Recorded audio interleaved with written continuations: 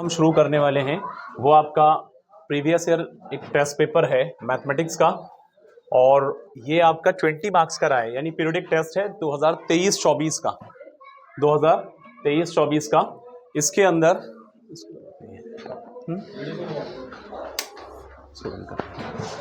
तो यहाँ जो है आपके 20 नंबर के पेपर में ये डिफरेंट टाइप क्वेश्चंस हैं जो चैप्टर कवर हो रहे हैं इस पेपर के अंदर। स्टैटिस्टिक्स है, उसके अलावा कोऑर्डिनेट ज्योमेट्री है, linear equation two variable, pair of linear equation two variable है, और इसके अलावा एपी भी है। तो ये 4 चैप्टर इस पेपर के अंदर कवर हो रहे हैं जो प्रीवियस ईयर का है, उससे थोड़ा सा प्रैक्टिस होगी क्योंकि कल आपका पेपर है। तो फर्स्ट क्वेश्चन यहां पर आपके सामने,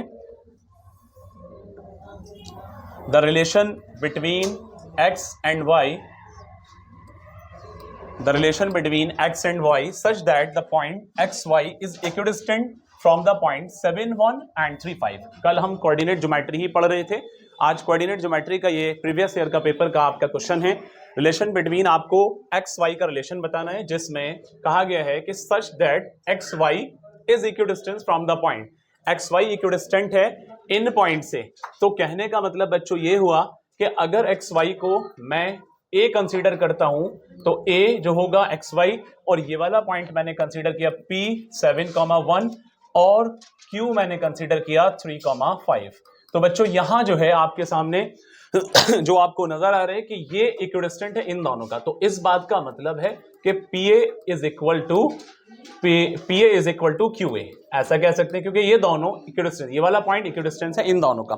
तो आप यहां पर ए के कोऑर्डिनेट एक्स वाई और बाकी पी क्यू के कोऑर्डिनेट आपके सामने हैं। तो इस तरह से इजीली वही फॉर्मूला लगा करके हम यहां कर सकते हैं बच्चों। जैसा मैंने बताया कि पीए का पहले डिस्टेंस लेना होगा, तो पीए के लिए x माइनस 7 रहेगा। ओके बच्चों, x माइनस 7 का स्क्वायर प्लस दूसरी तरफ क्या रहेगा y माइनस 1 का स्क्वायर। क्लियर?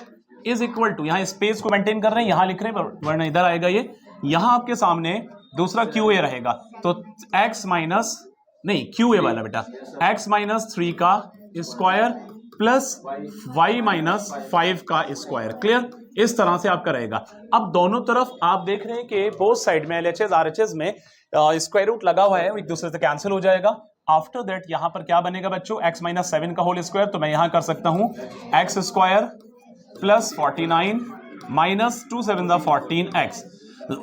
सिमिलरली यहां पर plus y square plus 1 plus कितना हो जाएगा बच्चों 2y, क्योंकि 2 इंटू ए इंटू सॉरी माइनस 2y, क्योंकि ये माइनस में था बच्चों, यहां समझ ले जरा, ये माइनस में था। किस तरह से यहां कर रहे हैं, minus 2y is equal to के बाद यहां इज इक्वल टू लगाते हैं, इसको सॉल्व करते हैं। a square plus b square minus 2ab 6x होगा, plus a square plus b square और माइनस 2ab 2 5 10y। ठीक है बच्चों, आपके सामने ये नजर आ रहा है, एक तरफ आपका एक्स स्क्वायर, ये एक्स स्क्वायर कैंसिल हो जाएगा, वाई स्क्वायर से कैंसिल हो जाएगा। उसके अलावा कुछ और बनता है ऐसा, चेक कर लेते हैं। तो यहां हम देख पा रहे हैं बच्चों, इधर जो बच रहा है 49, ठीक है, और यहां पर है 1 प्लस में, और यहां पर इस साइड में जब इज इक्वल टू से इधर लाएंगे तो माइनस 9 और इसको लाएंगे माइनस 25। कुछ और बच रहा है बच्चों।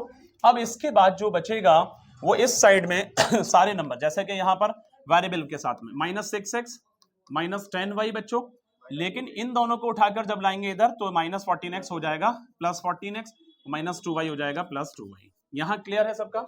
इस तरह से इक्वेशन सारी समझ में आ रही है। इसके बाद ये 50 और 25 और 9 मिलाकर के 34, 50 में 34 जाएंगे, कितना बचेगा बच्चे 16 बचेगा। और इस साइड में सॉल्व करेंगे x और x प्लस माइनस, तो प्लस का 8x कितना होगा, प्लस का 8x, क्योंकि 14 में 6 जाएंगे तो प्लस का 8x हो जाएगा, और इधर माइनस का 8y। अच्छी बात है। अब 8 को कॉमन लेकर के प्यारे बच्चों तो आप 16 के साथ डिवाइड करेंगे तो हाँ मैं डायरेक्ट यहां पर 8 को कॉमन ला रहा हूं ना, तो x माइनस वाई।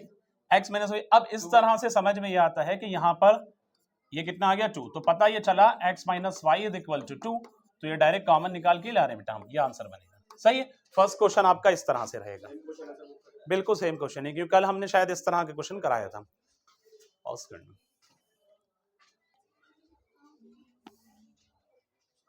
यस बेटा, क्वेश्चन नंबर 2 के अंदर क्या कहा गया है, क्वेश्चन नंबर 2 में construct constructions of cumulative frequency table is useful to determine the median, mean या मोड या नन ऑफ दीज। तो ये चीज आप लोग मुझे बताएंगे, आपका एमसीक्यू की शक्ल में है। तो हम जब क्यूमुलेटिव फ्रीक्वेंसी बनाते हैं बच्चों, तो कौन से उसके लिए बनाते हैं? क्योंकि हमने पढ़ा है ना, मीडियन या मोड या मीन या नन ऑफ दीज। पक्का सबका क्लियर है? मैं कैफ से पूछना चाहूंगा, कैफ और अरफात और जुबैर जो कहेंगे वो मैं टिक कर दूंगा। मीडियन, मोड या मीन? बोलो भाई। मीडियन। कैफ अगर कह रहे हैं तो फिर मीडियन ही होगा। बात समझ में आ गई? Very good. तो याद रखना है कि क्यूमुलेटिव फ्रीक्वेंसी, हाँ कैफ याद रखना है, क्यूमुलेटिव फ्रीक्वेंसी जो ली जाती है वो मीडियन वाले टेबल में ही ली जाती है, क्योंकि मीडियन का फॉर्मूला आपको याद होगा सबको। एक बार अगर हम फॉर्मूले की बात करें, जल्दी से मुझे रिपीट करके बताएं। मैथ्स की ओल्ड बुक का एक्सरसाइज जो chapter number linear equation two variable है, उसकी एक्सरसाइज 3.3 का या 3.2 का, उसका शुरुआत का क्वेश्चन है ये, लेकिन अब न्यू बुक के अंदर नहीं है। बहरहाल अगर आप करना चाहते हैं तो ये क्वेश्चन किया जाएगा, या है न्यू बुक के अंदर, तो अगर है तो फिर करना चाहिए, लेकिन मेरा ख्याल था कि न्यू बुक के अंदर से शायद ये हटा देगा। 3.2 या 3.3 का शुरुआत का क्वेश्चन है, तो चेक करो कौन सा है। 3.2 का क्वेश्चन 2 तो करा देते हैं इसको। चलो यहां देखो, इसको कहा गया है बच्चों, जुबैर यहां कहा गया है y is equal to mx plus 3, 2x plus 3y is equal to 11। तो आपको y के रेफरेंस में ये वैल्यू दे रखी है। बहरहाल यहां पर आपको एक इक्वेशन ये है, एक इक्वेशन ये है। आपके सामने दो इक्वेशन है। पहली इक्वेशन है 2x plus 3y is equal to 11। जो बच्चे बात कर रहे हैं जरा फोकस करने की जरूरत है। दूसरा है 2x minus 4y is equal to minus 24। दो इक्वेशन आपके सामने, इन दोनों से एक्स वाई को निकाल करके आप यहां पर पुट करेंगे। लेकिन इसके अंदर आपसे क्या कहा गया है बच्चों कि जो सेम पॉइंट से पास होकर के जा रही है, बट वैल्यू किसकी निकालनी है? एम की। तो जरा देखें यहां पर आपके पास में सबसे पहले एलिमिनेट कर सकते हैं किसी भी एक वेरिएबल को। अगर मैंने यहां पर डायरेक्ट सब्ट्रैक्ट करने की करा तो ये हो सकता है माइनस प्लस और ये हो जाएगा प्लस। इसको देखें, यहाँ माइनस से प्लस माइनस से कट गया, अब दोनों प्लस हो गए तो कितना हुआ बच्चों? ये 7y इज इक्वल टू, ये दोनों प्लस हो गए तो कितना हो गया? 35 प्लस का y इज इक्वल टू कितना हो गया? 7 5 35। y की वैल्यू बच्चे कितनी आ गई? 5। अब इस y को किसी एक इक्वेशन में पुट करें तो यहां अगर करते हैं तो 2x plus 3 into 5 is equal to 11। तो 2x इज इक्वल टू कितना बचेगा? 4 बचेगा, क्योंकि माइनस में बचेगा। क्यों बचेगा बच्चे? 3 5 और 15 इधर जाकर के माइनस में होगा। x is equal to minus 2 आ जाएगा।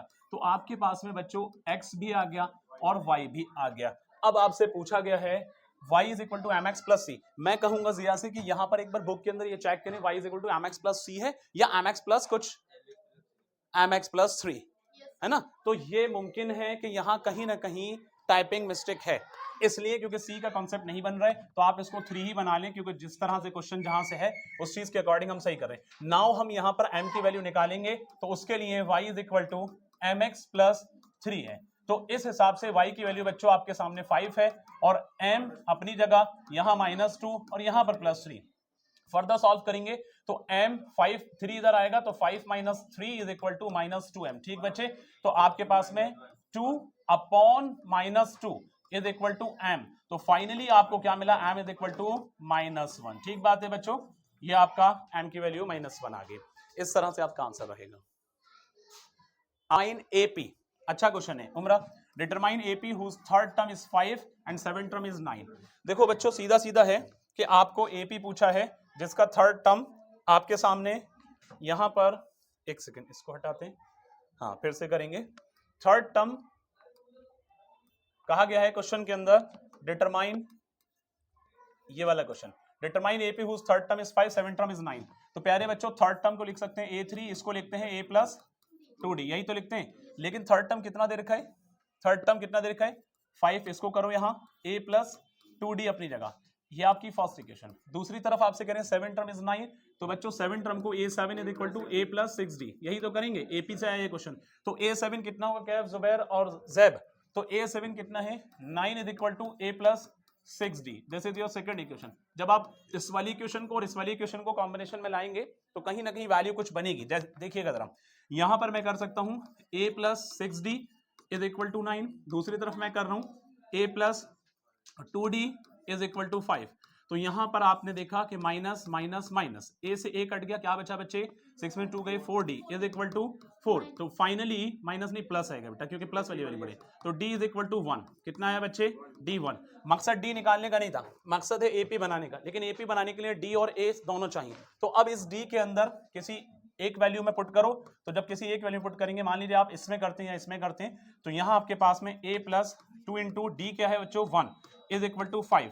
तो फर्दर सॉल्व करेंगे a इज इक्वल टू 3, क्योंकि 2 1 2 और 5 से 3 लेस होगा, तो एक 3 आ गया और d जो है 1 आ गया। अब आप बनाएंगे AP। तो बच्चों मैं यहां लिख देता हूं AP बनाने के लिए आपको क्या करना है, फर्स्ट टर्म आपका 3 और d आपका 1 है, तो 4 फिर 5 फिर 6 एंड 7 सो ऑन। क्लियर, आपका AP इस तरह से आ जाएगा। If सुनिए, if 1 2 4y x 6 and 3 5 are the vertices of the parallelogram taken in order find the value of x and y। इस तरह के क्वेश्चन बच्चों 11th एंट्रेंस के अंदर कई बार आए, इस तरह के क्वेश्चन 11th एंट्रेंस के अंदर कई बार आए। अगर मैं बात करूं 11th एंट्रेंस के, कॉमर्स के, साइंस के, डिप्लोमा इंजीनियरिंग के, सबके पेपर में इस तरह के क्वेश्चन कई बार क्वाड्रिलेटरल रिगार्डिंग पैरेललोग्राम लेकर, स्क्वायर लेकर, रोम्बस लेकर क्वेश्चन पूछे, और पैरेललोग्राम पे कई दफा पिछले 10-12 साल में 4-5 बार ये क्वेश्चन दिखे हैं। इंपॉर्टेंट क्वेश्चन है पैरेललोग्राम। जैसे ही वर्ड आता है आपके माइंड में, ये तो कंफर्म हो गया कि ये क्वेश्चन आपका कोऑर्डिनेट ज्योमेट्री से है। कहां से है, कोऑर्डिनेट ज्योमेट्री से। दूसरी बात कि जब पैरेललोग्राम की बात आती है बच्चों, तो पैरेललोग्राम की अपोजिट साइड्स इक्वल और पैरेलल हैं, और पैरेललोग्राम के डायगोनल एक दूसरे को बाइसेक्ट भी करते हैं। बाइसेक्ट का मतलब है कि जिस पॉइंट पर वो कट रहे हैं प्यारे बच्चों, वो 1:1 के रेशियो में जा रहे हैं। मेरी बात का मतलब आप लोग समझ पा रहे होंगे। मैं कहने का इंटेंशन मेरा यहां पर है कि जब 1:1 जाता है, तो coordinates of mid point introduction वाले दिन मैंने आपको सिखाया, और एक शॉर्ट भी बना करके मैंने डाला था, शायद आपने देखा हो, कोऑर्डिनेट ऑफ मिड पॉइंट्स कैसे निकलते हैं जब कभी भी कोई लाइन किसी लाइन को बाइसेक्ट करती है 1:1 के रेशियो में। तो पैरेललोग्राम जो है वो आपका यहां पर एक दूसरे के डायगोनल को बाइसेक्ट ही करता है। बाइसेक्ट का सेंस 1:1 का रेशियो जा रहा है। तो बहुत सीधा सा फॉर्मूला यहां लगेगा, हमें यहां पर x और y की वैल्यू बनानी है। सबसे पहले अयान बेटा सुनिएगा, यहां पर आपके सामने पैरेललोग्राम है, ऑर्डर में लिया गया है। आपके पास a है, b है और c है और d है। तो a के कोऑर्डिनेट सारे कितने हैं जरा बता दे मुझे, 1, 2, b के कोऑर्डिनेट 4, y, और c के कोऑर्डिनेट कितना है बच्चे, x, 6, और d के कोऑर्डिनेट कितना 3, 5। Very good. असल में कभी कभी रिफ्लेक्शन होता है बोर्ड पे, मुझे ऐसे नजर नहीं आता इतना करीब से, तो 3, 5। अब मैं बात कर रहा हूं कैफ, अरफात, जैब, अयान। ध्यान से सुनना बच्चों, अच्छा क्वेश्चन है, इजी क्वेश्चन है, लेकिन थोड़ा थोड़ा यहां पर ट्रिक वाइज है। बीडी आपके सामने है, आपके सामने एसी है। जो बात मैंने आपको बताई, एग्जामिनर को आपको बताना है कि भाई हम ये जो अप्लाई करने जा रहे हैं, ये चीज इसलिए कर रहे हैं। तो आपको एक लाइन उसके लिए, यहां से आपका सोल्यूशन शुरू होता है। आफ्टर डायग्राम आपको बोलना है diagonals of parallelogram bisect each other. ये वाली लाइन लिखने का मतलब है कि आपने एग्जामिनर को यह बता दिया कि जो मिड पॉइंट फार्मूला आप लगा रहे हैं वो आपका बिल्कुल सही है। बात समझ में आती है सब बच्चों के, ठीक है। तो इसका मतलब प्यारे बच्चों यह है कि इस पॉइंट पर जो कट रहा है, तो 1:1 का रेशियो, ये भी 1:1 और ये भी बच्चों प्यारे बच्चों 1:1 में जाएगा। तो मेरे भाई मैंने आपको सिखाया ये फार्मूला, और मैंने एक शॉर्ट भी बनाया, आज जाकर उसको देख लेना, आपको समझ में आएगा। इंट्रोडक्शन वाली वीडियो भी देख लेना। यहां मैं बात कर रहा हूं, अगर मैं AC के रेफरेंस में आऊंगा, तो AC के रेफरेंस में यहां पर हमने बताया कि जब 1:1 में रहता है, तो एक चीज बताई गई थी, ब्रैकेट का फर्स्ट टर्म और फर्स्ट टर्म दोनों ब्रैकेट से ले लो, उनको जोड़ो और 2 से डिवाइड कर दो। ब्रैकेट के दोनों ब्रैकेट के सेकंड टर्म ले लो, उनको जोड़ो, 2 से डिवाइड कर दो, तो आपकी एक वैल्यू बनेगी। मतलब कहना यह है कि 1 + x या x + 1 अपॉन 2, दूसरी तरफ बच्चे 6 + 2 अपॉन 2। मेरी बात समझ में आ रही है? तो ये चीज अपनी जगह सेम रहेगी। जरा ध्यान से सुनना, ये मैं AC के रेफरेंस से प्यारे बच्चों बात कर रहा हूं। तो मेरा ख्याल है कि यहां जो है, आप अगर इसको देखेंगे ये सेम रहेगा, और इसको सॉल्व करेंगे तो ये 4 आ जाएगा प्यारे बच्चों। 6 + 2 8, 8 को 2 से डिवाइड करेंगे कितना आएगा, 4 आएगा। तो आपके पास में AC का रेफरेंस। अब जरा ध्यान से सुनो जो मैं बताने वाला हूं। बात कर रहे हैं उमरा BD की, तो BD के लिए बात करेंगे जिया, तो इसके लिए 4 + 3, ध्यान से सुनो, या 3 + 4, तो 3 + 4 अपॉन 2, और दूसरी तरफ y + 5, यही होगा ना, y + 5 अपॉन 2। तो मेरे भाई यहां पर इसका पहले वाला पोर्शन इस पहले वाले पोर्शन के इक्वल जाएगा, इसका बाद वाला पोर्शन इसके बाद वाले के इक्वल जाएगा। This is very very important point जो मैं यहां करने वाला हूं, गौर से सुनो। मैं कह रहा हूं कि ये चीज इसके इक्वल। अब आपको x की वैल्यू ऐसे बनेगी, तो x + 1/2 इज इक्वल टू 7/2। प्यारे बच्चों बात समझ में आई? बात समझ में आई? मैं रिपीट कर दूंगा, अगर नहीं समझ में आया पूछ लेना बच्चों। अब इसमें बेटा 2 से 2 कट गया, तो फाइनली इशारे के यहां पर x इज इक्वल टू 6 कैसे आ गया? ये कि मैंने 1 को ट्रांसपोज कर दिया। क्लियर? बात समझ में आई? 2 से 2 कट गया। और ये चीज कैसे आई? क्योंकि प्यारे बच्चों याद रखो कि जब बाइसेक्ट हो रहा है तो 1:1 के रेशियो में जा रहे हैं, और पैरेललोग्राम में जब कोई इक्वल चीज कंप्लीट आपस में बराबर है तो उसका हाफ भी उसके हाफ के बराबर होता है। ये बात किसने कही? मैंने कही, यूक्लिड्स ने कही। यूक्लिड्स एक्सियम्स में ये बात साफ साफ आप लोगों को क्लास 9 चैप्टर नंबर 5 में पढ़ाई गई है ना? ये बात सब लोग जानते हैं। तो जिसका कंप्लीट यानी अगर इक्वल आपस में इक्वल है तो इसका मतलब कंप्लीट लेंथ इक्वल है, तो इसका मतलब उसके हाफ भी, अगर फुल लेंथ इक्वल है तो उसके हाफ भी इक्वल होते हैं। कुछ ऐसा एग्जाम था। ये बात समझ में आती है? तो यही बात मैं बता रहा हूं कि ये आपस में इसके डायगोनल भी इक्वल होते हैं। जब डायगोनल बच्चे बाइसेक्ट हो रहे हैं तो मेरे भाई यहां पर ये हिस्सा इस हिस्से के बराबर, ये हिस्सा इस हिस्से के बराबर, लेकिन ये जब पूरे पूरे बराबर हैं तो इसका आधा हिस्सा इसके आधे हिस्से के बराबर डेफिनेटली होगा, इसका आधा हिस्सा इसके आधे हिस्से के बराबर डेफिनेटली होगा। इस पॉइंट ऑफ व्यू से हमने यहां पर कहा कि इसकी ये चीज इसके इक्वल हो गई, जैसा मैंने करके दिखाया, और इसकी ये चीज इसके इक्वल हो जाएगी। क्योंकि इसका शॉर्ट फॉर्म ये बन रहा है तो मैं कर सकता हूं बच्चे y + 5/2 is equal to 4। Finally जाएंगे तो 2 उधर जाएगा, ट्रांसपोज होगा, तो मतलब multiply y is equal to 8 - 5। तो मेरे भाई यहां पर y इज इक्वल टू कितना आ गया? 3 आ गया। तो आपका आंसर y भी आ गया, आपका आंसर x भी। ऐसे ही 11th एंट्रेंस में ये क्वेश्चन नहीं देते बच्चों, कंसेप्चुअल है, अच्छा क्वेश्चन है। 11th एंट्रेंस में कई दफा ये क्वेश्चन इस तरह के पूछे गए। क्लियर?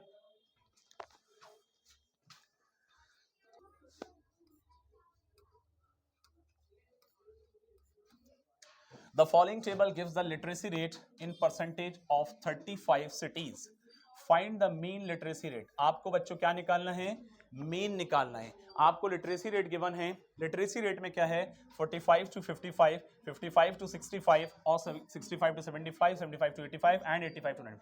तो इसमें लिटरेसी रेट इतना आपका दे रखा है 3 शहरों का, इतना दे रखा है 10 शहरों का। ऐसे ही करके 3 शहरों का 85 से 95 तक है। आपसे पूछा गया है कि इसका मीन लिटरेसी रेट बताइए। तो आप लोग को याद होगा कि मीन निकालने के लिए हमें किस चीज की जरूरत होती है। एक तो मीन निकालने का डायरेक्ट फार्मूला, एक मीन निकालने का अज्यूम मीन मेथड है, एक मीन निकालने का स्टेप डिवीजन है। तो मैं समझता हूं कि जब अगर किसी मेथड को कहा नहीं गया है तो आप फिर डायरेक्ट मेथड निकाल सकते हैं। ये आपकी फ्रीक्वेंसी बनेगी, ये आपका क्लास इंटरवल बनेगा, लेकिन इसके अंदर हमें किसी और चीज की जरूरत है, बताएं? XI की, यानी क्लास मार्क की जरूरत है बच्चों। तो यहां क्लास मार्क निकालने के लिए क्या करना होगा? अगर मैं इस टेबल को ऐसे क्रिएट करता हूं, ये क्लास इंटरवल है, मैं डायरेक्टली यहां निकालता हूं क्लास मार्क, और दूसरी तरफ मैं यहां कर रहा हूं FI। तो इसको हम यहां पर क्या कह रहे हैं बच्चों? XI कह रहे हैं। क्या कह रहे हैं? XI। तो यहां पर lower limit plus upper limit table आप बनाएंगे, तो टेबल बनाते टाइम में आपको 3 कॉलम बनाने, एक ये वाला, एक ये और एक ये, ऐसे करके 3 कॉलम। अब मेरा कहना यह है कि यहां आपका एक और जो बनेगा वो आपका बच्चों आ जाएगा क्लास इंटरवल, जो कि क्लास इंटरवल यहां गिवन है, इसको यहां नोट करेंगे एज इट इज। बात क्लियर? 45 to 55 ये यहां पर आ जाएगा बच्चों, और इसी तरह से फिर 55 to 65 यहां आ जाएगा, एंड सो ऑन नीचे तक आप कर लेंगे। अब मैं डायरेक्ट आपका XI ले रहा हूं। XI लेने के लिए lower limit plus upper limit divided by 2, तो 45 प्लस 55 मिला करके 100 बनेगा। तो 100, अब गैप इसमें कितना है? हाइट कितना है बच्चा? 10, तो ये आ गया 100 डिवाइडेड बाय 250।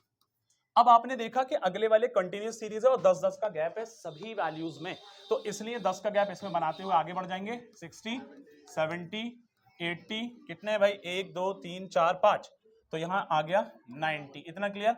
अब इस तरह से हम ये देख पा रहे हैं बच्चों, ये क्लास इंटरवल यहां आपका चल ही रहा है साथ में, मैं सिर्फ यहां जो मेन चीज है उसको कर रहा हूं। फ्रीक्वेंसी आपका 3 है बच्चे, यहां आपका 10 है, यहां आपका 11 है, यहां आपका 8 है, यहां आपका 3 है। तो अगर मैं इन दोनों का जाता हूं यहां पर, मुझे ये मिलेगा समेशन ऑफ FI। अब एक कॉलम और बनेगा FI इंटू XI वाला। तो समेशन ऑफ FI जब हम करेंगे बच्चे, तो 10 और 3 13, 13 और 3 16, 16 और 8 24, 24 और 11 35 होगा, 35। ठीक है बच्चे? अब यहां आपके पास में आप देखेंगे FI इंटू XI वाला कॉलम कौन सा रहेगा? FI XI। स्पेस थोड़ा मैनेज कर रहे हैं, आप लोग समझने की कोशिश करेंगे। FI XI, तो यहां पर यासिर आप बाद में दुआ सलाम करना, जरा फोकस करो। 50 इंटू 3 150, यहाँ स्पेस कम है थोड़ा सा, आप लोग समझिएगा। 60 इंटू 10 70, 70 इंटू 11 कितना होगा बच्चे? 770। अच्छा सॉरी, यहाँ जो है हाँ एक मिस्टेक होगी, असल में स्पेस नहीं है, मैं दोबारा नीचे लिख देता हूँ, ऐसा करता हूँ। एफ आई एक्स आई की लाइन में यहाँ पर आपके सामने क्रिएट कर रहा हूँ, यानी टेबल आपको याद रहे इस तरह से बनेगा। अब एफ आई एक्स आई को पहले वाले को मैं यहाँ लिख दे रहा हूँ, ऐसे समझो, ठीक है बच्चों। ये बनेगा 150, दूसरा 600, तीसरा 770, चौथा 864 640, पांचवा 3 9 27 227। अब यहां पर करेंगे summation of f i x i is equal to, इसका सम करो सारी, कितना आ रहा है जल्दी से बताओ। 6 और 7 13, 13 और 1 14, यानी 1400, और 1400 और 600 2000, और कितना हो गया 2200। अब 70 70 140, और 50 और 40 90, तो इसका मतलब 2200, 2200 में 140 2340, 2380, 2380 में 50 जोड़ेंगे तो 2430। कितना बन रहा है बच्चों? 2430। आपके सामने summation of f i x i और समेशन ऑफ एफ आई है। डायरेक्ट मेथड से मीन किस तरह निकल रहा है? अब मीन का फॉर्मूला आप सब लोग जानते हैं डायरेक्ट मेथड से, summation of f i x I upon summation of f आई। तो मेरे भाई यहाँ पर एफ आई एक्स आई जो था 2430 था, और ये था 35। अब ये दोनों 5 से कटेंगे, 5 7 35, और 5 4 20, 5 8 40, और 5 6 30। सही है, ये 7 से डायरेक्ट कटेगा, 7 7 होगा, लेकिन ये 48 है तो 7 6 42, 6 बचे। अब ये 66 हो गए, 7 9 63, 3 बचे, पॉइंट लाके 0, 7 4 28, 2 बचे, और 7 2 14। तो कुल मिलाकर के 69.42 आपका इतना मीन यहाँ पर बनेगा। बात क्लियर हो गई सबके? मीन का फॉर्मूला बेसिक है डायरेक्ट मेथड से, और स्टेप डिवीजन मेथड से, अज्यूम मीन मेथड से, लेकिन मेथड सारे आपके क्लियर होने चाहिए। क्वेश्चन आपके सामने था, किस तरह से टेबल तैयार करना है? सबसे पहले क्लास इंटरवल, उसके बाद एक्स आई यानी इनका मिड वैल्यू यानी क्लास मार्क जैसे हम कह रहे हैं, उसके बाद एफ आई यानी जो फ्रीक्वेंसी, फिर लास्ट कॉलम में f i into x i हो जाएगा। ठीक है, find the sum of odd multiples. कैफ बेटा, मैंने हमेशा कहा कि जब क्वेश्चन शुरू करें तो फोकस करो। Find the sum of the odd multiples between 0 and 50। ये क्वेश्चन भी जैब 11 एंट्रेंस के अंदर, ये क्वेश्चन भी कई दफा ऑड मल्टीपल्स में, कई दफा इवन मल्टीपल के शक्ल में 0 to 50 और 100 to 200 और 200 to 400 अलग अलग वे में 11 एंट्रेंस में कई बार पूछा। एकेडमिक में 0 to 50 और 51 to 100 करके क्वेश्चन कई बार बने। लेकिन बहरहाल इसकी एक ट्रिक भी है, बट मैं ट्रिक आपको यहां नहीं बताने वाला हूं, ट्रिक आपको आगे एंट्रेंस में बताई जाएगी, क्योंकि इस चैप्टर के अंदर एपी के अंदर बहुत सारी ट्रिक हैं, बट इसलिए नहीं बताएंगे यहां पर क्योंकि आप ट्रिक यहां पर आपके लिए एकेडमिक में वैलिड नहीं होगी, क्योंकि आपको प्रॉपर सॉल्यूशन करना है, समझ रहे हैं, क्योंकि कल जो एग्जाम होगा। फाइंड द सम, सम पूछा है बच्चों ऑड मल्टीपल्स 0 to 50। तो पहली बात तो यह है कि ऑड मल्टीपल 0 to 50। अब आपसे जो बात कही गई है तो इसका सेंस ये जाता है बच्चे कि 0 के बाद पहला नंबर 1, ये ऑड, फिर 3, फिर 5 एंड 7 एंड 49 लास्ट, क्योंकि 50 जो है इवन है ना, तो 49 तक। तो इस हिसाब से हमें इसका सम पूछा है। एक बात समझ में आती है कि 0 से, प्यारे बच्चों, 0 से 50 तक के बीच में ये टोटल 25 जो रहेंगे, ये बात मैंने वहां भी एकेडमी में बताई, 25 इवन होंगे और 25 ही ऑड रहेंगे। ये बात तो सबका क्लियर है। ऐसा क्यों है ये बात सब जानते हैं ना, सब लोग जानते हैं। अर्शिया बहुत लेट हो गए। तो यहां पर 25 ऑड और 25 इवन, लेकिन मैंने बताया कि यहां से यहां तक में एक बात समझ में आ गई कि सम पूछा है, तो इसका मतलब यह है बच्चे कि आपके पास में जो ए है वो 1 है, आपके पास में जो ए एन या एल है वो आपके पास 49 है, और आपके पास में जो डी है प्यारे बच्चों वो 2 है, और आपके पास में जो एन होगा वो 25 होगा। तो आपसे पूछा है मेरे भाई S25, क्या पूछा है हमें? क्वेश्चन के अंदर ये बात जरूर पता होनी चाहिए कि हमारा गिवन क्या है और हमें पूछा क्या क्या है। जब तक हम ये क्लियर नहीं कर पाएंगे तो हम क्वेश्चन के अंदर उलझे रहेंगे। और ये कैसे आता है? ये ऐसे नहीं आता सिर्फ बातें करने से, ये आता है प्रैक्टिस से, और जब टीचर की सही से बात सुनते हैं। मैं बार बार कहता हूं कि मैथ्स का ये फंडा है कि जब आप क्वेश्चन पढ़ लें सही वे में तो 30% सॉल्यूशन, 30 से 40% सॉल्यूशन उसी क्वेश्चन के अंदर आपको मिल जाता है। बस, लेकिन सही से सुनना है और स्टेटमेंट को सही से पढ़ना है। अब आते हैं S25। तो मैं आप लोगों से पूछूंगा कि S25 जो है, ये बताइए कि मैं इसके लिए डायरेक्ट S का फॉर्मूला लगाऊं उमरा, या मैं पहले AN निकालूं? फातिमा आप सजेस्ट करो, आप क्या जज कर रहे हैं? AN गिवन है ना, और AN का मतलब L है, तो AB गिवन है, NB गिवन है, तो क्लियर सा है, डायरेक्ट फॉर्मूला कौन सा है? ये क्वेश्चन 1 से 2 नंबर में आया होगा, आई थिंक सो, इसमें नंबर का मेंशन ऊपर होगा, तो आप लगाएंगे SN is equal to N/2 bracket A plus L, ये शॉर्ट वाला फॉर्मूला लगाएंगे, सही है माविया? तो SN का मतलब S25, इसका मतलब है प्यारे बच्चों 25/2, और A का मतलब है 1 और L का मतलब है 49, इस हिसाब से 25/2 इंटू, उम्र बहुत बातें कर रहे हैं, और अपॉन 52 1 जा 225, तो 25 का स्क्वायर होता है प्यारे बच्चों 625। S25 जो होगा वो 625, यानी जितने भी 0 से 50 के बीच में ऑड मल्टीपल है उन सब का सम 625 आ जाएगा। बात क्लियर? अगला क्वेश्चन आपके सामने है माविया फाइका और नूरीन, अगला क्वेश्चन आपके सामने है, find the coordinates of the point which divide the line segment joining A and B, coordinates हैं इनटू 4 इक्वल पार्ट्स। ध्यान से सुनो, इंपॉर्टेंट क्वेश्चन है, और इंपॉर्टेंट तो इस पेपर के अंदर सारे हैं क्योंकि ये आपके पेपर का ही चल रहा है पिछले साल का, ठीक है? तो यहां फाइका जरा सुनिएगा, उमरा आज आपसे दूर है, उम्मीद है कि डिस्टर्ब नहीं होगा। A से B, A के कोऑर्डिनेट ये, B के कोऑर्डिनेट ये। अब जरा ध्यान से देखेंगे, मैंने इसको अबू तला, मैंने इसको 4 पार्ट में डिवाइड किया, एक का नाम C रखा, बिल्कुल बराबर मेजरमेंट करके D, बिल्कुल मेजरमेंट करके E, तो यहां से यहां तक, यहां से यहां तक, यहां से सब आपस में बना, एक पार्ट, 2 पार्ट, 3 पार्ट और 4 पार्ट। ध्यान देने वाली बात यह है कि जब अगर मैं बच्चों D को फोकस करूंगा तो यहां ये D as a mid point होगा इस पूरी AB लाइन का, point to be noted here, है ना? यही बात है ना, D as a mid point होगा AB लाइन का, तो जब मेरे भाई D मिड पॉइंट होगा AB लाइन का, तो 1:1 के रेशियो में जाएगा कि नहीं जाएगा? सीधी बात है, क्वेश्चन को सही से पढ़ना ही क्वेश्चन का सॉल्यूशन 30 से 40% मिल जाता है, लेकिन सही से पढ़ना है, सही से सुनना है, बार बार इस बात को कहता हूं बेटा। तो इसका मतलब यह है, यहां से फाइका ये आपका जाएगा 1:1, जब हम D को एज अ मिड पॉइंट मानते हैं। मिड पॉइंट का मतलब क्या है कि यहां से यहां तक और यहां से यहां तक दोनों हिस्से इक्वल हैं, बराबर हैं, तो उसका सेंस जाता है 1:1। अब आपके सामने जब ये 1:1 है, तो पहले अगर मैं D के कोऑर्डिनेट मेरे भाई निकालता हूं, तो तब क्या होगा? D के कोऑर्डिनेट निकालने के लिए वही बात, ब्रैकेट का फर्स्ट टर्म बोलो, यस, ब्रैकेट का फर्स्ट टर्म -2 +2 अपॉन 2। मेरा कहना क्या है यहां पर, आप लोग समझ ही पा रहे होंगे, अपॉन 2, क्लियर? अब इसके बाद इसी के सेंस में 2 + 8 अपॉन 2, एक चीज ये आ गई, तो जब अगर मैं इसकी तरफ जाऊंगा बच्चों, तो यहां मुझे क्या मिलेगा? यस, यहां में मुझे क्या मिलेगा? 0/2, तो प्यारे बच्चों 0 आएगा, और दूसरी तरफ मेरे भाई 2 + 8 10/2 5 आएगा। तो हमने अपनी एक चीज की हेल्प यहां से ले ली, 0,5, ये D के कोऑर्डिनेट, इसकी हेल्प डेफिनेटली आगे हमें मिलने वाली है। अभी तक हमने एनसीईआरटी में ऐसा क्वेश्चन नहीं पढ़ा था, लेकिन ये एनसीईआरटी के अंदर मैं आपको बताऊंगा, पुरानी बुक के अंदर मैंने पढ़ाया है, शायद मैंने नई बुक में आगे एक्सरसाइज पे भी पहुंचा नहीं हूं, तो हो सकता है कि नहीं हो, या हो सकता है हो, है बेटा, अच्छी बात है, मैंने नहीं देखा नई बुक के अंदर, लेकिन पुरानी बुक के अंदर मैंने पढ़ा है पीछे के सालों में। बहरहाल, तो यहां D का कोऑर्डिनेट आ गया, अब आपके सामने D का कोऑर्डिनेट। अब जरा ध्यान से सुनना सारे बच्चों, इंपॉर्टेंट है, जब मैं बच्चे शरीक जरा बस करूं,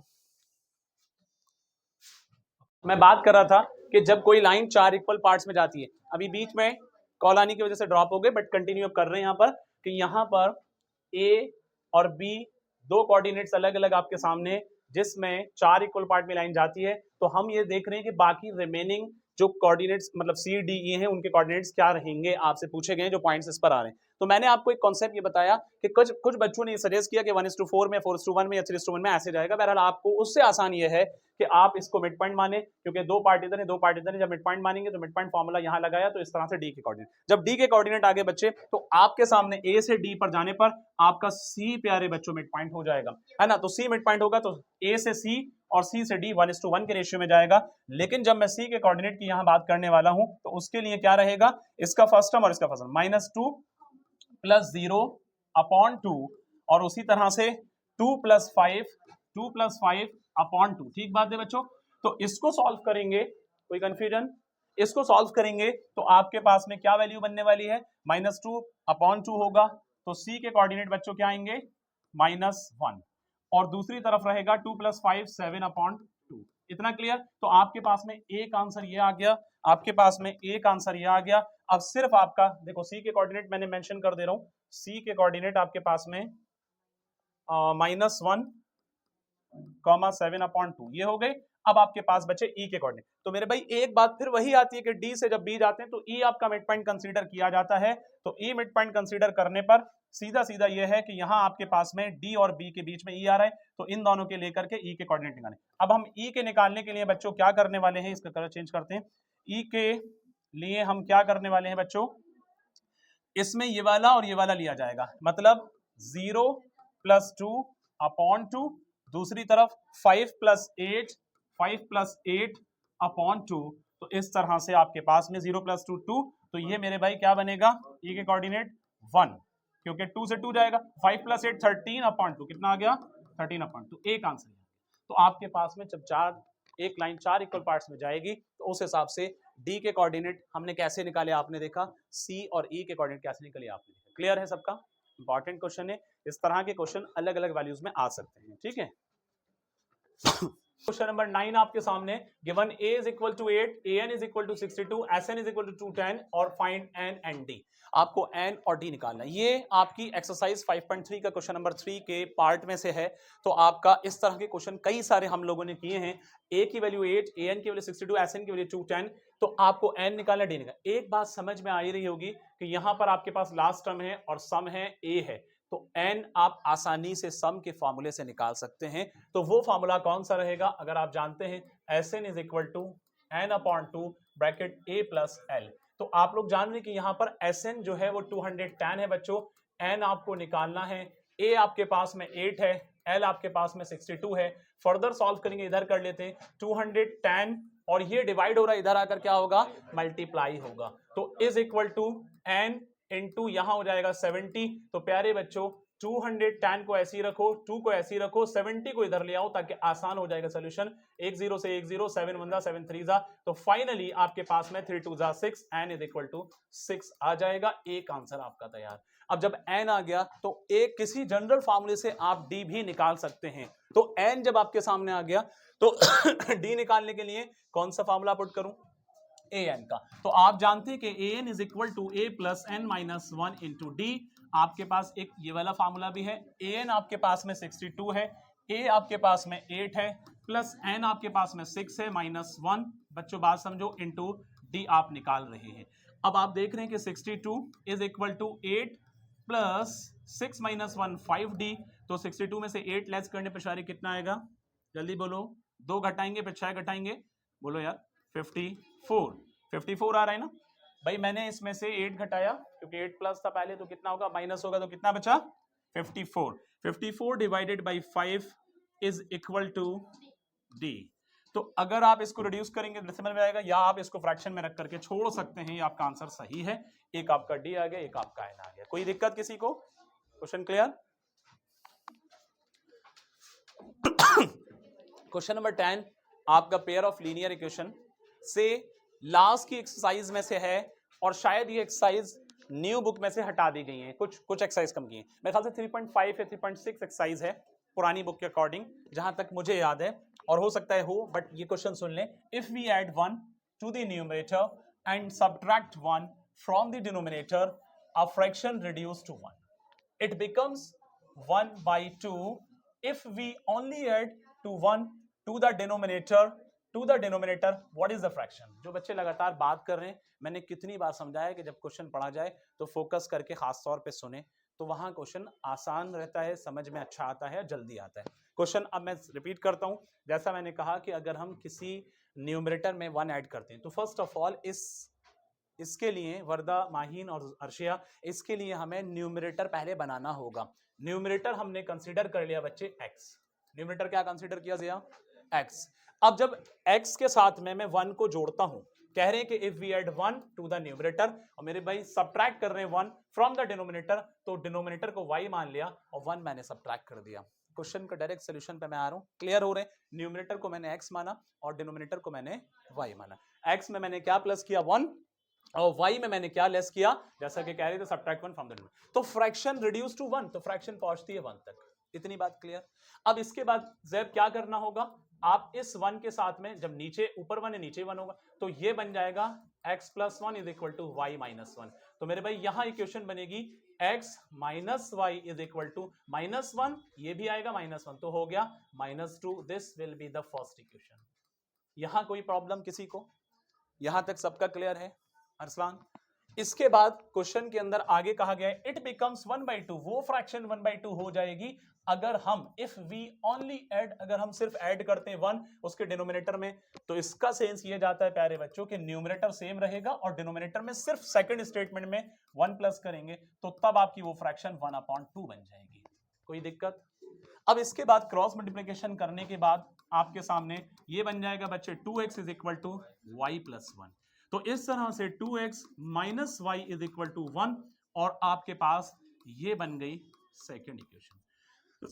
आपके सामने pair of linear equation chapter से 2 इक्वेशन तैयार हैं। इन दोनों इक्वेशन के अंदर आप यहां पर एलिमिनेशन करें, आप यहां पर सब्स्टिट्यूट करें, आप यहां पर क्रॉस मल्टीप्लिकेशन करें, it is totally depend on you. But from my suggestion ये होगा कि आप छोटे से छोटा सॉल्यूशन करें, कम से कम टाइम में करें। तो मैं यहां पर करूंगा कि या तो एलिमिनेशन या सब्स्टिट्यूट। तो एलिमिनेशन आसान रहेगा। जब कभी भी हम एलिमिनेशन करते हैं, जो बच्चे अभी आए और जो बच्चे बातों में लग गए, जरा फोकस बनाए रखें वरना डिस्टर्ब होगा। मैं कह रहा था कि बच्चों कि यहां पर x है, कितना है 2x है, और यहां पर क्या है x है। नहीं इसको पूछ रहा हूं मैं, सिर्फ x है ना। तो बच्चे यहां अगर मैं 2 से मल्टीप्लाई कर दूं तो 2x सेम हो जाएगा। तो मेरा कहना है कि इस वाली इक्वेशन को यहां 2 से मल्टीप्लाई अगर कर देता हूं, मैं एलिमिनेशन मेथड करनी, मैं यहां पर थोड़ा सा एक इनफॉर्मली सॉल्यूशन यहां ले रहा हूं, लेकिन आप लोग एक सिस्टमेटिक वे में सॉल्यूशन को करेंगे, प्रॉपर मानेंगे, let the numerator be x and the denominator be y। इस तरह से आप आगे सॉल्यूशन ये वाला करेंगे, ठीक है। तो अगर मैं इस पूरी इक्वेशन को बच्चे 2 से मल्टीप्लाई करता हूं तो मेरे पास, फोकस करना, 2 into x 2x minus 2y is equal to -4। ये वाली इक्वेशन जाएगी 2x minus y is equal to 1। बच्चों बात नहीं करो प्लीज, यहां माइनस, यहां प्लस, यहां माइनस। फर्दर देखेंगे 2x से 2x कैंसिल, प्लस माइनस, यहां पर माइनस का y आएगा क्योंकि बच्चे माइनस वाली वैल्यू बड़ी हो रही है। अब इसका मतलब ये माइनस का 5 आएगा और माइनस से माइनस कैंसिल होगा तो y की वैल्यू कितना बन गया? 5 बन गई। y की वैल्यू कितनी बन गई? 5 बन गई। अब इस y को इस इक्वेशन में पुट करने पर, बाकी फर्दर सॉल्यूशन मैं इधर करता हूं, इस y को मैं पहली वाली इक्वेशन में पुट करूंगा तो आपके पास पहली इक्वेशन क्या है बच्चों, बोलो? x माइनस y की वैल्यू 5 है इज इक्वल टू कितना है? -2 है, -2। तो x इज इक्वल टू -2, ये जाएगा +5, ठीक है बच्चों। तो इस तरह से x की वैल्यू +3 आएगी। तो फाइनली आपका जो फ्रैक्शन है प्यारे बच्चों वो क्या बनेगा? क्योंकि मैंने x को माना न्यूमरेटर तो ये हो गया 3 और मैंने y को माना डिनोमिनेटर, ये हो गया 5। कोई परेशानी यहां तक? सबका क्लियर? किस तरह से इक्वेशन को लेना है, स्टेटमेंट के हिसाब से किस तरह से चीजों को सेट करना है, बस सिर्फ सही तरह से क्वेश्चन को बेटा पढ़ो एग्जाम हॉल में। अगर कोई क्वेश्चन नहीं समझ में आता है तो आप उसको दूसरी बार पढ़ो, फिर तीसरी बार पढ़ो, और मैं ये कहूंगा कि सबसे पहले वो क्वेश्चन करो जो आपके 100% वाले हैं। उसके बाद थोड़ा सा वक्त निकालो, जब थोड़ा टाइम बच रहा है, लास्ट का आधा घंटा बच रहा है, तो आप उसमें वो क्वेश्चन कर लो जिसका आप सोल्यूशन भी कर सकते हो, क्योंकि इस स्टेप पर आपको मार्क्स मिलेंगे, इस स्टेप पर आपको मार्क्स मिलेंगे, ठीक है शारिक?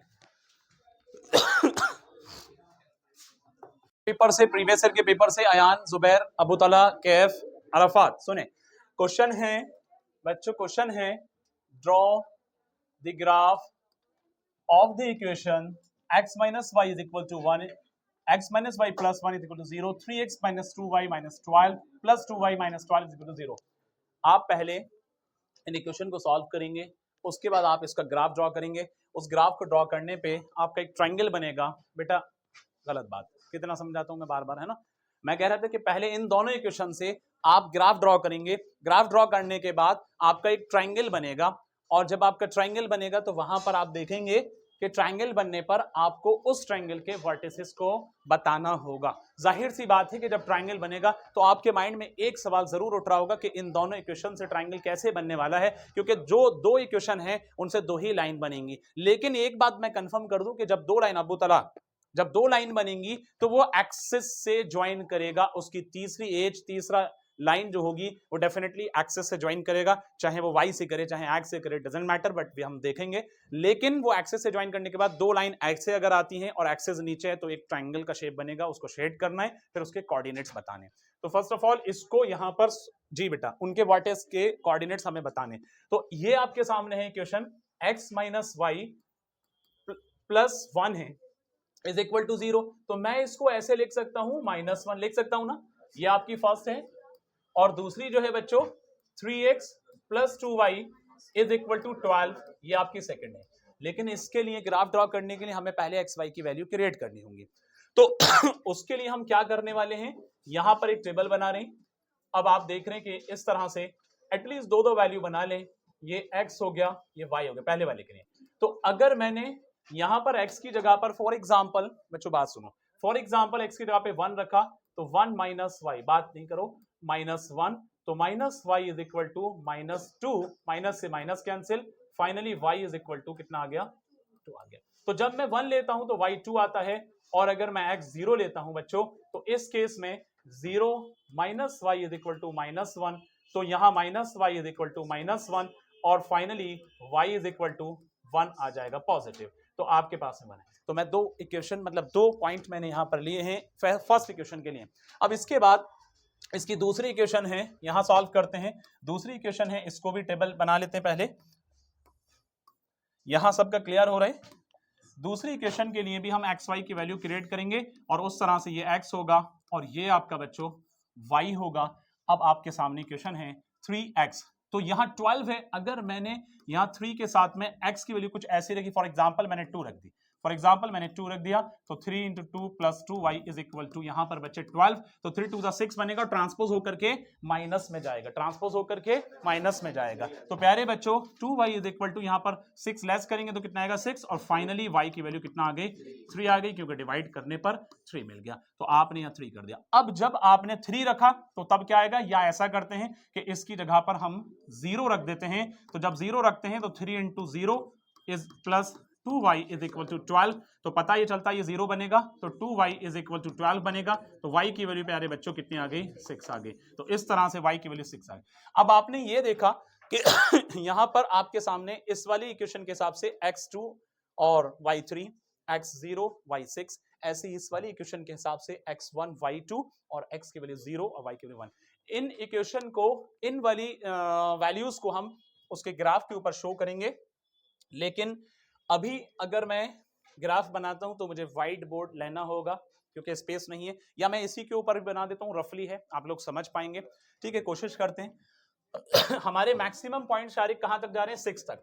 तो मैं यहां पर ये कोशिश करूं बच्चों, फिलहाल ये मान के चलिए रफ फिगर है, लेकिन आप लोग जब बनाएंगे ग्राफ पेपर पे बनाएंगे, अच्छा सा साफ सुथरा बनाएंगे, पेंसिल से बनाएंगे, उसके मार्क्स भी आपको यहां से मिलते हैं जब पेंसिल से बनाते हैं। तो यहां पर आपके पास में ये, यस बेटा, पेंसिल से बनाए मार्क्स सही मिलेंगे। आप पेन से बनाएंगे, पेंसिल से अगर ये बनाएंगे तो मार्क्स पूरे मिलेंगे, याद रखना।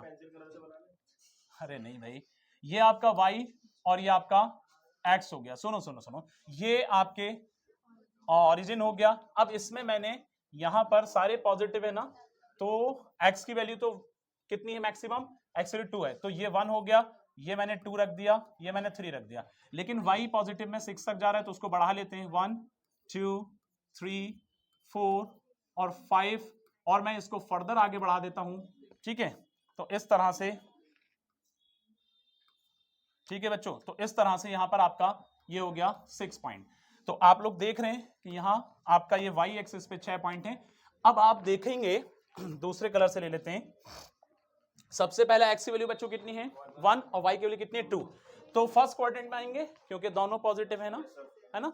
तो 1, 2, तो 1 2, तो यहां बनेगा समथिंग, है ना। अब इसी तरह से दूसरा है 0 और 1, तो x0 y1 है, तो मेरे भाई यहां एक्सिस के ऊपर आएगा, बस इतना याद रखो। तो मेरे हिसाब से ये लाइन जो जाएगी ऐसे करके बनेगी। मैंने इसको आगे तक देखो, एक पॉइंट ये आ रहा था और एक पॉइंट ये, रफ फिगर है ना। मुबैशरा सुनो बेटा, क्या नाम है मुबैशरा। नेक्स्ट है x की वैल्यू 2 और y की वैल्यू 3, तो x की वैल्यू 2 ये रही और y की वैल्यू शारिक कहां आएगी 3, तो मेरा ख्याल है कि यहां पर बनेगी, इस जगह आ रही है, इसी जगह आ रही है ना। चलिए ये पॉइंट आ गया 2 3 वाला।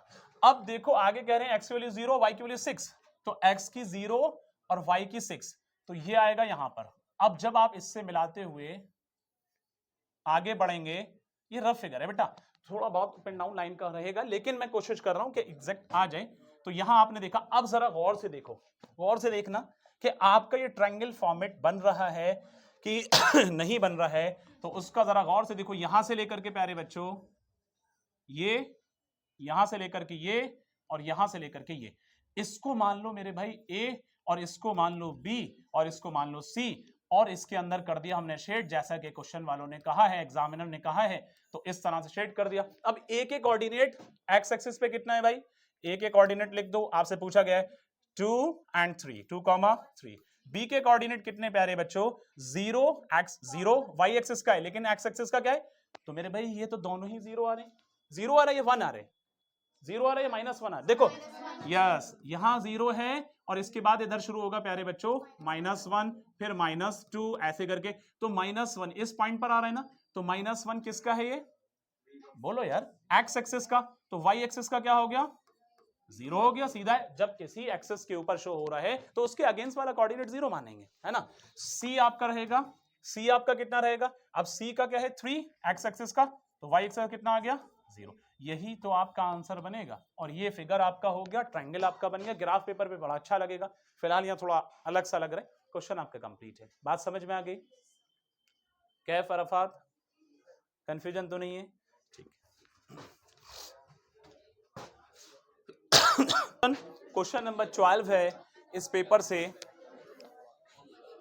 यस, तीनों आपस में फिर साथ बैठ गए, और जब तीनों साथ बैठते हैं तो कंटिन्यू बात होती है। इधर फोकस करो, द लेंथ, सुनो बच्चों, क्वेश्चन एनसीईआरटी का सेम क्वेश्चन है, बट ये इंपॉर्टेंट इसलिए है, और मैंने कहा भी था जब ये करा रहा था, तो मैंने कहा भी था ये क्वेश्चन अक्सर पेपर में पूछा जाता है, और ये पिछले साल के पेपर में नजर आ रहा है, इसलिए क्योंकि बेटा ये कॉन्टिन्यूस सीरीज नहीं है, और जब कॉन्टिन्यूस सीरीज नहीं है थोड़ा सा बच्चे को एफर्ट्स लगाना होगा, ये क्वेश्चन तभी इंपॉर्टेंट है। The length of 40 leaves of a plant are measured correct in the nearest millimetre and the data obtained is represented in the following table. Find the median length of the leaves.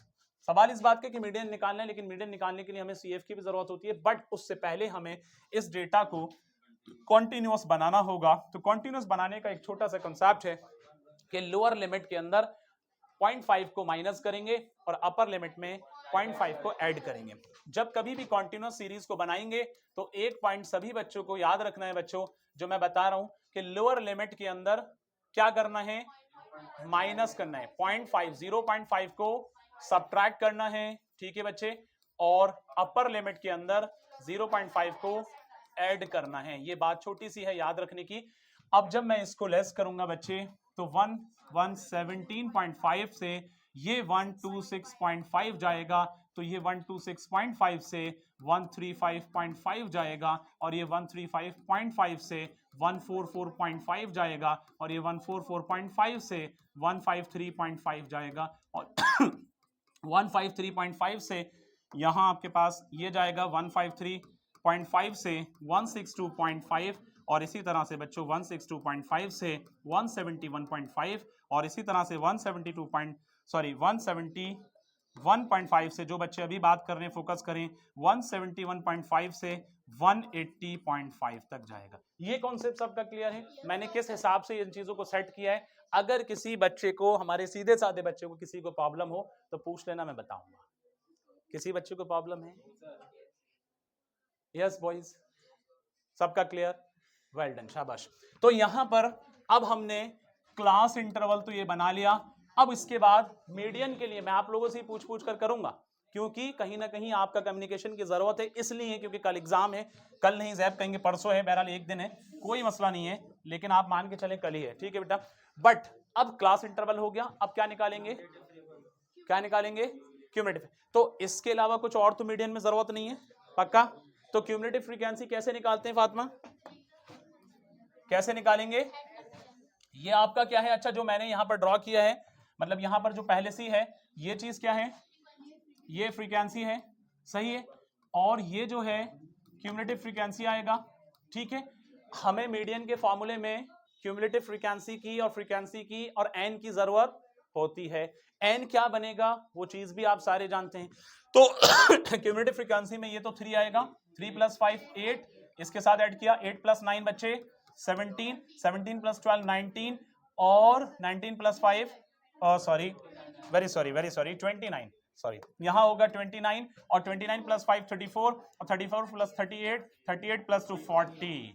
एक बात clear कर दूं प्यारे बच्चों, n = 40, और आप लोग देख रहे हैं कि ये भी क्यूमुलेटिव फ्रीक्वेंसी 40 है। जब कभी भी आपका लास्ट टर्म और यानी क्यूमुलेटिव फ्रीक्वेंसी और n अगर सेम आ रहा है तो इसका मतलब आपने सही ऐड किया है। ये वाली वैल्यू इसकी लास्ट वाली और n के बराबर हमेशा आती है। इतनी बात सबको याद रहनी चाहिए, मैंने अक्सर पीछे भी कहा था जब क्वेश्चन कराए थे।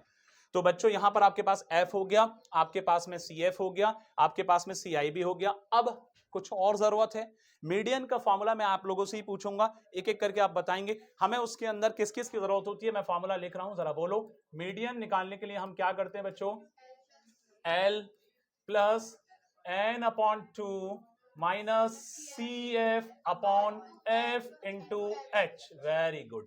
कुछ ने बताया कुछ ने नहीं बताया, लेकिन कम्युनिकेट करने से सबका फायदा हो जाता है। याद रहे, फॉर्मूले भूलना नहीं है। एग्जाम में स्टैटिस्टिक्स का जो चैप्टर आपका आ रहा है, कई बच्चे कहते हैं यार मीन की जगह मीडियन लग गया सर, इसलिए गलती हो गई, मीडियन की जगह मीन लग गया, मीन की जगह मोड लग गया। वो क्यों लगता है कि जब हम प्रॉपर प्रैक्टिस नहीं करते हैं। मैं बार बार कहता हूं कि practice makes the man perfect. तो बच्चों आज कल दोनों दिन ढंग से प्रैक्टिस कर लो, बाकी मैं आपको प्रॉपर एफर्ट्स लगा रहा हूं। लगातार क्लास चल रही है, आगे भी चलती रहेगी जहां तक पॉसिबल है। तो यहां आपके पास में एल क्या होगा, अब जरा इंपॉर्टेंट जैब और शारिक, इंपॉर्टेंट बात है, एल निकालने के लिए बात नहीं, एल निकालने के लिए आपको जाना है हाईएस्ट फ्रीक्वेंसी पर। बच्चे हाईएस्ट फ्रीक्वेंसी कौन सी है, 12। इसके सामने कौन सी वाली है, ये वाली है ना। तो आप मुझे जरा एक बात बताओ, ये वाला रखें या ये वाला रखें, कौन सा वाला, ये वाला ना। तो आपके पास में एल जो होगा 144.5। याद रखना जब हम एल लेते हैं मीडियन क्लास का लोअर लिमिट, तो उसके अंदर आपके पास में जो फ्रीक्वेंसी हाईएस्ट होती है उसके सामने वाला क्लास इंटरवल फॉलो करते हैं, उसमें जो लोअर लिमिट रहेगा वो एल रहेगा। अब इसके बाद में n/2 का मतलब आपके पास 20 बनेगा, +20 माइनस CF कितना है बच्चे, CF जो होता है जो आपका जो आपका इसके सामने वाला है, फ्रीक्वेंसी के सामने वाला, उसके जस्ट ऊपर वाले को हम क्यूमुलेटिव फ्रीक्वेंसी लेते हैं। तो ये हो गया बच्चे 17/F कितना है 12, और H कितना है मेरे भाई, H जो होगा इन दोनों का गैप। तो गैप जरा बताना मुझे शारिक कितना आ रहा है, 5 से 5 काट दो, 3 और 6 9 का गैप आ रहा है क्या, इसमें भी 9 का है, 8 का है, जरा चेक करना, पक्का 9 का ही है ना, ठीक है 9 हो गया। अब आप जब फर्दर सॉल्व करेंगे तो 3 3 9 और 3 4 12। नीचे जरा यहां देखें कि 144.5 + 20 में से 17 कितने बचे भाई, 3 3 × 3 कितना हो गया 9/4, 4 1 4 2 8, कितना बचा 1 पॉइंट लगा के 0, फिर 4 2 8, कितना बचा 2, 4 5 20। तो मेरे भाई यहां 144.5 के साथ में 2.25 को जोड़ेंगे तो आपके पास में यहां 5 और 2 7, देखो एक सेकेंड, यहां पॉइंट के बाद 5 2 7 और 5 ये रहा, पॉइंट ये रहा 146, अच्छा 2 इधर जा रहा है ना, हाँ ठीक है 6 और ये 1, तो 146.75 आपका उन लीव्स का मीडियन बनेगा। बात क्लियर सबका। किस तरह से सीरीज रहेगी, कॉन्टिन्यूस नहीं होगा, तब क्या करना है, अपर में जोड़ेंगे या लोअर में जोड़ेंगे मेरे भाई बताना। लास्ट बेंच कौन से लिमिट में 0.5 जोड़ा जाएगा, जब अपर में, और लोअर में क्या करेंगे कैफ माइनस करेंगे। लोअर लिमिट इन दोनों में से कैफ कौन सा है जरा बता दो बच्चे, अबू तला आप बताओ इसमें से लोअर लिमिट कौन सा है, अपर लिमिट कौन सा है, जल्दी बताओ। लोअर इधर वाला या इधर वाला, कैसे बता रहे हैं, ऐसे इधर वाला, तो ये वाला लोअर है आपके हिसाब से, चलो, और ये वाला कैफ, ये वाला अपर है, खुदा का शुक्र है, चलो ठीक है अच्छी बात है, कर दो सेव, नहीं जरूरी है कॉन्सेप्ट क्लियर।